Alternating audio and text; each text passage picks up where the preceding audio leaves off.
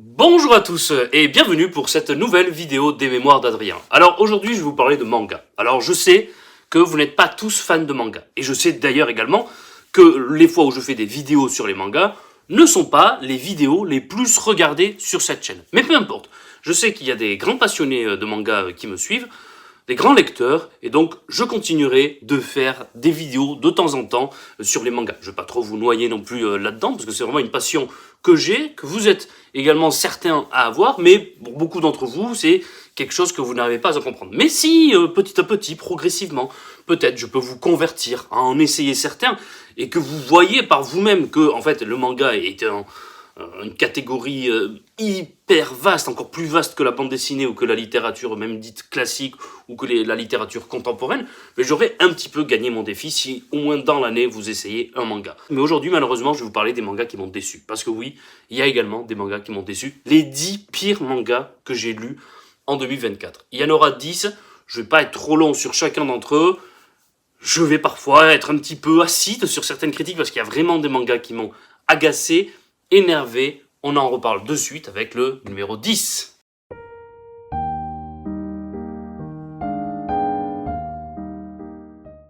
Et le numéro 10, c'est Valalian, une série qui aurait pu être intéressante mais qui était beaucoup trop risquée. C'est chez Kiyun.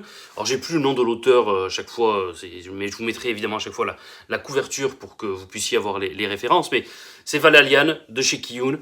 Une série dans laquelle il y a un samouraï qui disparaît comme ça de chez lui, il est avec son fils, c'est l'un des derniers combattants d'une grande bataille chez lui, il est ôté comme ça, il est enlevé, et il est mis autour d'un arbre, le fameux arbre légendaire des vikings, de la mythologie viking. Et en fait, il y a réuni là, amené par une sorte de muse, les plus grands combattants de l'histoire qui vont s'affronter là. On va avoir des Romains, on va avoir des Grecs, on va avoir des Chinois, on va avoir l'armée napoléonienne. Enfin, petit à petit, vraiment tous les grands généraux de l'histoire vont se battre ici pour pouvoir récupérer, on va dire, le territoire de cet arbre des Valalian. Bon, ce genre de technique narrative est très risqué, je le dis de suite, parce que soit c'est très très bien, soit c'est très bien réussi, et il y a des ouvrages, même des livres comme ça qui mettent en scène des grands personnages de l'histoire qui ont existé, mais ça peut être ridicule, ça peut vite devenir caricatural. Et Valalian, pendant 4 tomes, on va dire, parce que j'ai terminé la série en 2024, pendant 4 tomes, c'était plutôt correct, divertissant, on passait un bon moment, c'était assez marrant. Malheureusement, les 2 derniers tomes sont devenus vraiment beaucoup trop caricaturaux et ridicules, et donc pour moi, ça gâche un peu toute la série. Il n'y a que 6 tomes, donc si vous voulez l'essayer, vous pouvez, mais honnêtement, c'est pas un conseil que je vous fais, parce que vraiment, les 2 derniers tomes apportent une touche vraiment ridicule au récit, et montrent que l'auteur ne s'est même pas intéressé au personnage qu'il met. En fait, il y a juste le personnage qui l'intéresse pour le cliché qu'on en a, il le met, il utilise ce cliché à fond, la caricature, sans vraiment se dire, tiens, historiquement, il faut quand même que je réfléchisse un peu à ce que je fais. Et donc, c'est ridicule, c'est caricatural, c'est pas un conseil que je vous fais. On passe au numéro 9.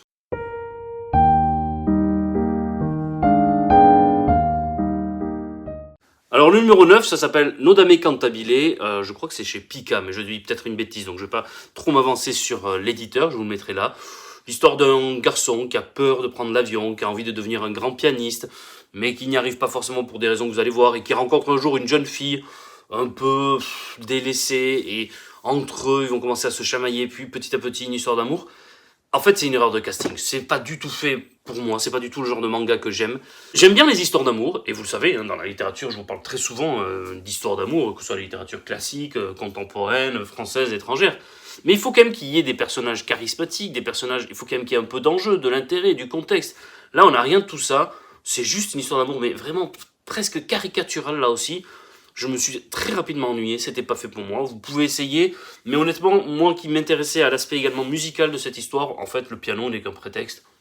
Si vous aimez le piano, que vous dites tiens, ça peut m'intéresser parce qu'il y a une fille qui joue du piano sur la couverture, n'y allez pas. Voilà. Allez, on passe au numéro 8.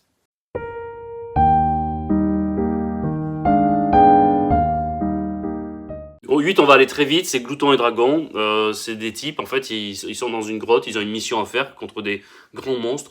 Ils sont enfermés dans la grotte. Et en fait, on va suivre leurs aventures à se chercher à manger. En fait, ils vont chercher à manger, ils vont faire des recettes et ils vont manger. Bon, avec des recettes originales, certes, comme des dents de dragon, de la peau de troll ou comme ça, Mais très rapidement, on se dit, mais pourquoi? C'est pas forcément très intéressant. Il y a des émissions de télévision pour ça, pour faire de la cuisine, donc non, c'était pas fait pour moi. Je l'avais lu sur le conseil d'un ami. Bon, j'ai laissé ce manga et j'ai quand même gardé cet ami, mais non. On passe au numéro 7, évidemment.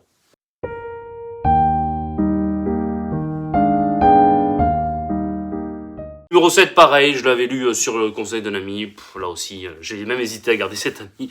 C'est catastrophique, c'est Game of Familia. Je sais pas pourquoi il peut aimer ni comment il peut aimer ce manga. Vraiment, c'est très mauvais. Il y a rien de bon, ni le récit, ni rien. Donc j'ai détesté. Là, par contre, pour le coup, j'ai vraiment détesté ce manga. Donc je ne vous le conseille évidemment, mais alors pas du tout. Game of Familia. On passe au numéro 6.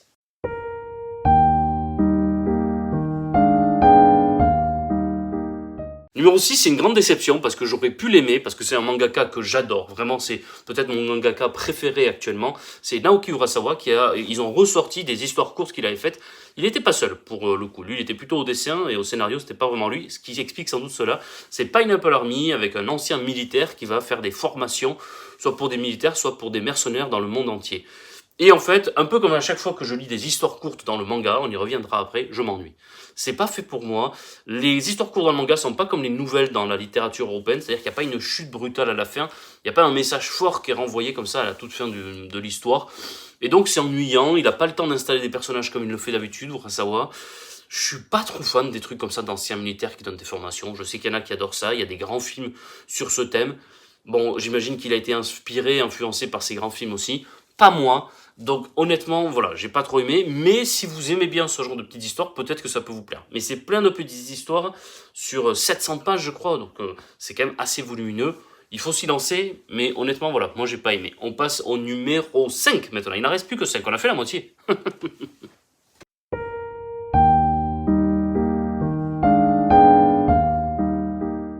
Ouais, Breakdown en numéro 5 de chez Vega Dupuis. Là aussi, en fait, l'histoire aurait pu être intéressante, mais les personnages sont pas du tout attachants, ils sont assez caricaturaux.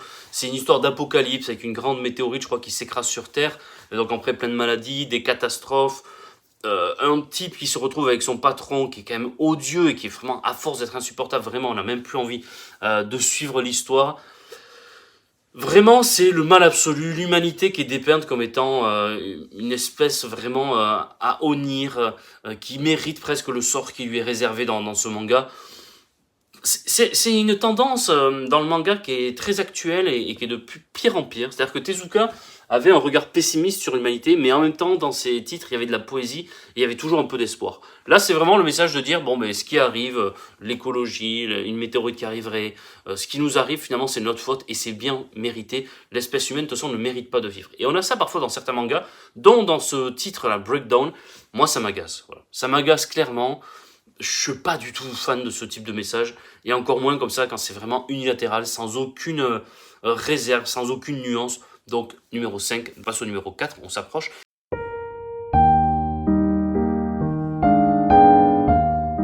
Yann en numéro 4, la couverture était chouette avec de la coloration, une histoire avec une jeune fille dont la famille a été tuée qui veut se venger d'une mafia qui pouvait être intéressante, et en fait on n'y comprend rien à ce titre. J'ai pas du tout aimé.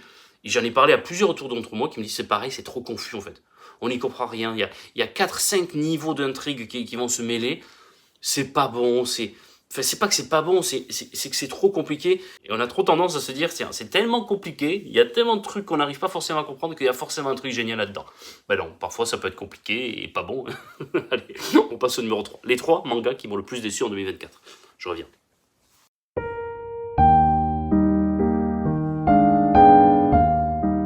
No Reaction, un recueil d'histoires courtes de Kaigo Shinzo.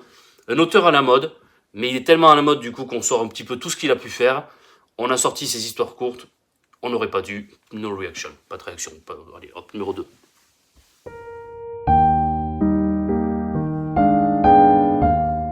Numéro 2, c'est une surprise. Hein. C'est une surprise de le retrouver dans ce classement parce que j'aurais vraiment pas voulu le mettre là, mais vraiment ça a été une déception. Ça a été une déception, et encore, pas tant que ça, c'est DRCL de Shinichi Sakamoto, me semble-t-il. Oui, c'est ça. De Shinichi Sakamoto, qui a fait également, qui a fait Innocent, dont je vous ai déjà parlé sur cette chaîne. Bref, et il a fait aussi un autre titre dont on parlera dans une autre vidéo. Bref, c'est pour ça que j'en dis pas plus. Bon, DRCL, c'est l'adaptation du roman Dracula, de Bram Stoker, et vous savez déjà que Dracula, j'en avais parlé ici, moi j'ai pas trop aimé.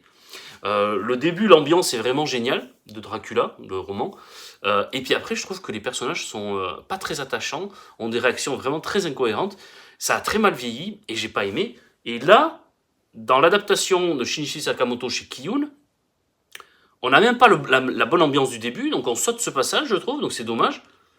C'est pas que ça a mal vieilli, c'est que ça a été trop modernisé, là. Et c'est pas bon. Alors c'est hyper beau, il y a des superbes beaux dessins, c'est contemplatif, mais je lis pas un manga pour avoir du contemplatif. J'aime bien avoir une bonne intrigue, des bons personnages, tout ce qui fait la recette d'un bon chef-d'œuvre. Si je dois vous faire un petit clin d'œil à mes autres vidéos, là on les a pas, donc on passe au numéro 1. J'ai été déçu, c'est peut-être un bon manga intrinsèquement, mais grosse déception, parce que j'en attendais vraiment pas mal de lui, qu'est-ce qu'il aurait pu faire de ce mythe du Dracula, est-ce qu'il aurait pas pu le dynamiser, le rendre bon. Et je trouve qu'il l'a encore, c'est encore pire. Alors on m'a dit, il faut que tu lises vraiment les tomes 2 et 3. Je me suis arrêté au tome 1, parce que ça s'améliore après. Donc je vais essayer. Je vais pas, voilà, je vais lui donner une seconde chance, puis une troisième. Après, si j'aime pas les tomes 2 et 3, je vais pas aller plus loin. Allez, numéro 1. Quel est le manga qui m'a le plus déçu en cette année 2024 ?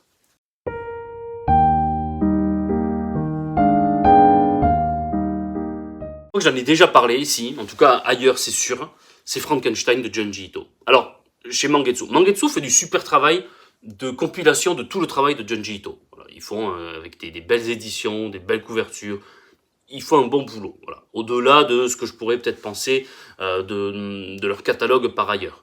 Mais là, pour le coup, pour Frankenstein, ils se sont loupés. Pour deux raisons. Première raison, l'histoire en elle-même est pas top. C'est-à-dire que j'adore ce roman, Frankenstein. Je vous avais dit, c'est un énorme coup de foudre.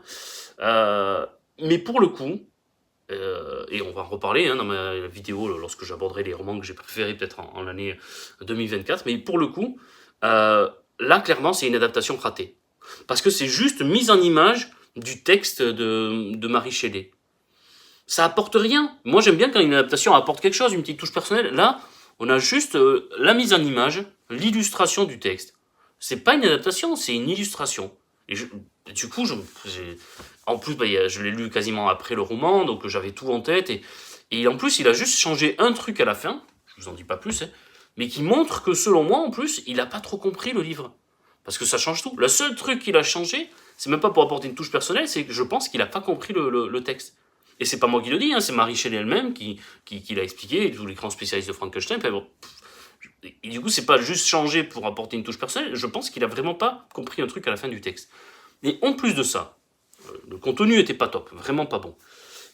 Et en plus de ça, le contenant est un peu malhonnête. C'est-à-dire que c'est écrit en gros Frankenstein, moi je vais à la librairie, je le trouve, je me l'achète, j'étais content. Frankenstein n'est pas la totalité du bouquin, mais c'est pas indiqué ça. C'est pas indiqué, alors vous allez me dire c'est pas grave, beaucoup d'autres le font, mais c'est pas parce que tout le monde le fait que c'est bien. Ça encore une fois, deux mots, M-A-U-X, ne constituent pas un bien. Et je le dis, c'est-à-dire que souvent, les gens vont relativiser, vont répondre, bah oui, mais c'est pas grave, tout le monde le fait ça. Bah si, c'est grave. Si, c'est grave. Évidemment que c'est grave. C'est-à-dire que vous avez un affiche Frankenstein, vous achetez, hop, quasiment un peu avant la moitié du récit, vous dites, ah, fin de Frankenstein, mais qu'est-ce que c'est cette histoire? Il va pas et non, après, c'est d'autres histoires, en fait. Et c'est pas indiqué. Je trouve que c'est pas honnête vis-à-vis des gens. C'est-à-dire que moi, si j'avais vu ce prix-là pour Frankenstein qui fait ce tout petit nombre de pages et après tout le reste, c'est pas Frankenstein, je l'aurais certainement pas acheté. Parce que le reste ne m'intéressait pas. Parce que je suis pas un grand fan de Junji Ito, pour moi c'est pas de l'horreur, enfin c'est pas... Tu vois, je suis pas très attaché à l'œuvre de Junji Ito. Donc j'aurais vu Frankenstein et les autres, j'aurais pas acheté. Là j'ai été naïf, je me suis dit tiens c'est Frankenstein, gros pavé, il va faire une bonne adaptation, ça va être sympa. Donc ok, je comprends à peu près le prix, le nombre de pages que ça a demandé. Là non. C'est-à-dire que s'il avait édité que Frankenstein, ça aurait été la moitié de ça, et peut-être pas à moitié prix, mais moins cher. Voilà, donc, numéro 1 de l'année dans les mangas qui m'ont le plus déçu et même un peu agacé. Pour moi, ça a été vraiment la pire lecture manga de l'année. J'en ai terminé, on se retrouve très bientôt pour les 20 mangas, en revanche, que j'ai préférés en 2024, et là, vous allez voir, il va y avoir du bon conseil. Encore une fois, ça ne veut pas dire qu'ils sont sortis en 2024, ça veut juste dire que je les ai lus en 2024. Et c'est important, la nuance compte. Tout est dans la nuance, et vous avez vu dans cette vidéo que parfois, si certains titres avaient été un peu plus nuancés, peut-être qu'ils ne seraient pas retrouvés dans ce classement. Voilà, j'en dis pas plus, on se retrouve très vite, allez ciao, au revoir.